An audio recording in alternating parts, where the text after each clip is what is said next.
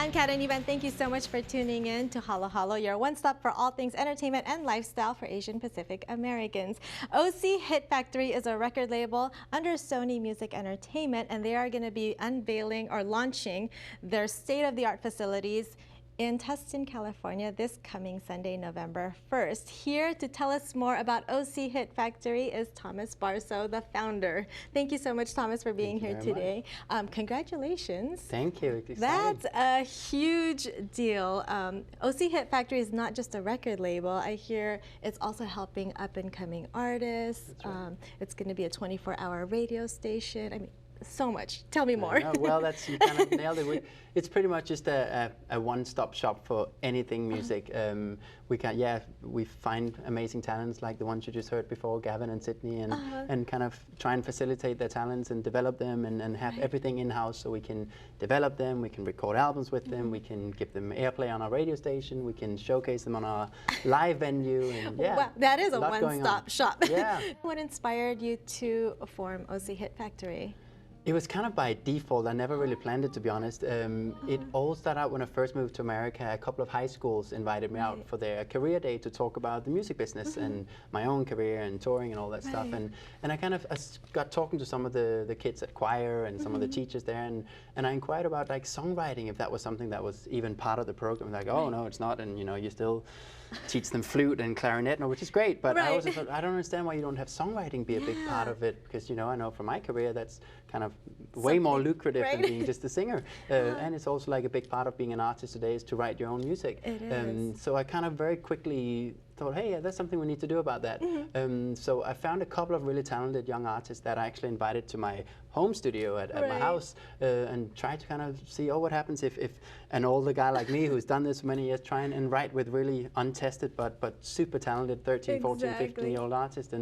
And it just kind of started like that and grew to what it is today. So it pretty much started in your home? Not pretty much. It did start, Our first couple of songwriting camps, we actually had about 25 artists writing in bathtubs. In and out of your rooms. Yeah, it was Well, how crazy. many years ago was that, or was that just recently? That's 4 years ago now. Okay, and then it's kind and of now it's grown coming from to there. fruition. That is amazing. But take me back to when you started, because I heard that you wanted to be a musician and you decided, I'm going to fly to Asia and I'm going to get a record deal. There was a lot going on before that, but you're kind of right in the sense that I'm from Denmark.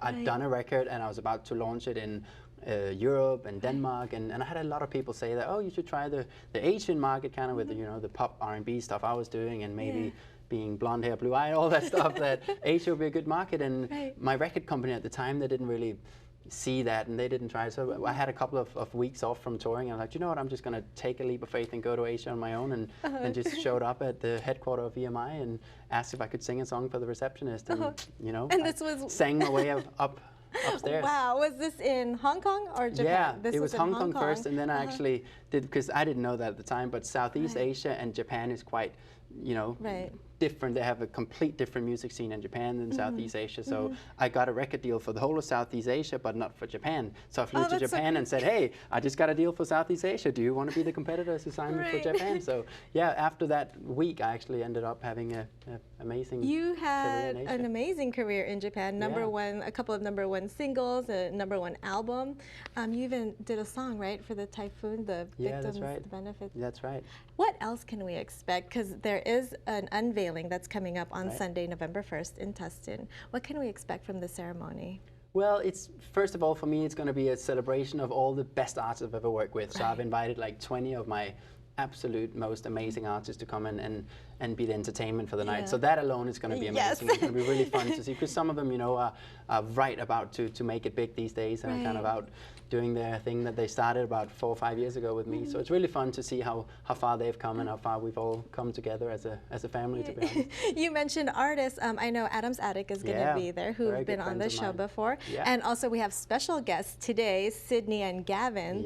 Tell me a little bit more about Sydney and Gavin. Well, I just think they're the perfect poster child of what OC Hit Factory is all about. Amazing raw talent that in this crazy young age already really accomplished songwriters and artists in their own right. How did you find them? I found Gavin when he was only like, I think 12 or 13. He'd just been on X Factor over here. and kind of this cute little kid with an amazing very high voice. Yeah, right?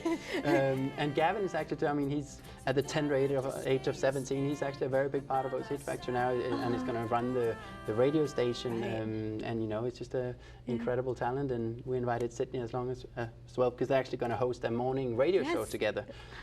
So I just wanted. Is that how you met Sydney, through Gavin? I think it was. Yeah, I haven't known Sydney for quite as long. I've known her for a couple of years, and she's been part of our songwriting camps too. The very first time she was there, she actually won it. So you know, she's an incredible artist as well. What is it you think that makes an artist incredible or stand out?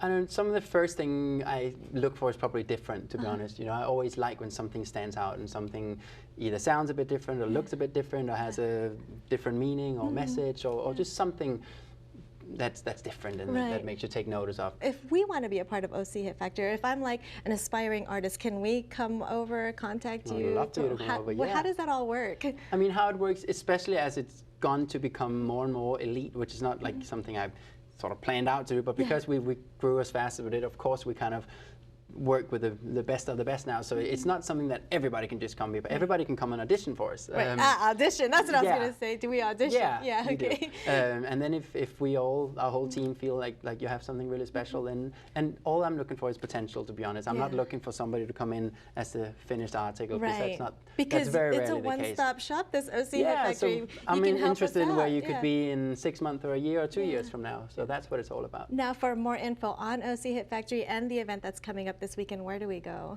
OCHitFactory.com is a good place to start. That's pretty easy. And we've been lucky enough to get quite a lot of press locally as well, from through the district and the Union Market, what we're part of in Tustin. So.